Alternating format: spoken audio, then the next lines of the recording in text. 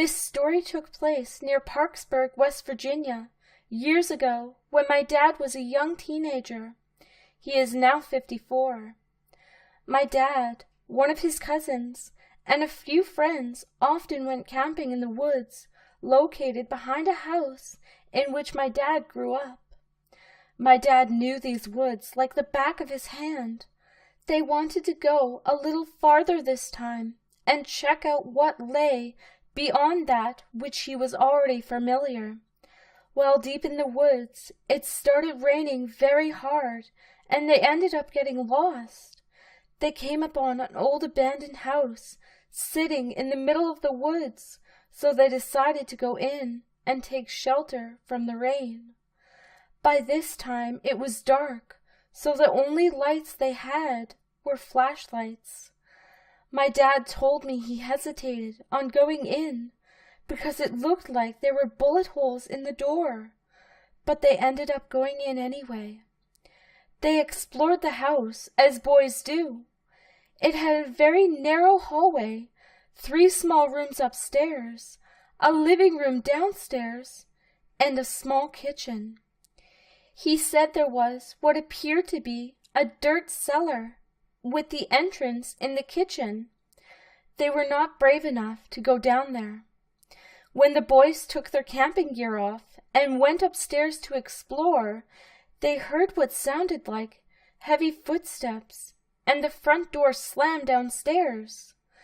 They ran down the steps, only to find that all of their gear had been pushed into a pile in the middle of the living room floor.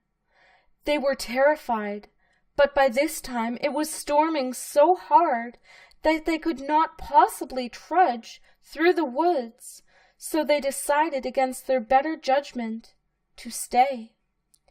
They positioned themselves in a circle, feet on the middle, so they could see around them. When they were all settled, they heard footsteps upstairs, the same heavy footsteps, so they grabbed their flashlights and headed up the steps. Halfway up, they heard a door up there slam, yet they continued up, forgetting that none of the rooms had any doors. Once upstairs, they heard the door downstairs slam, so again they ran down, only to find their things piled high and shoved against the front door. This was enough to make the boys run out the door, leaving everything behind. Dad told me they had blindly stumbled upon a small rock shelter that allowed them shelter from the rain. The next morning, they went back to get their belongings, only to discover the holes in the door were gone. Their things were gone. The entrance to the cellar was gone, and there were doors on the rooms upstairs. They tried to find the place several years later and could not find the house.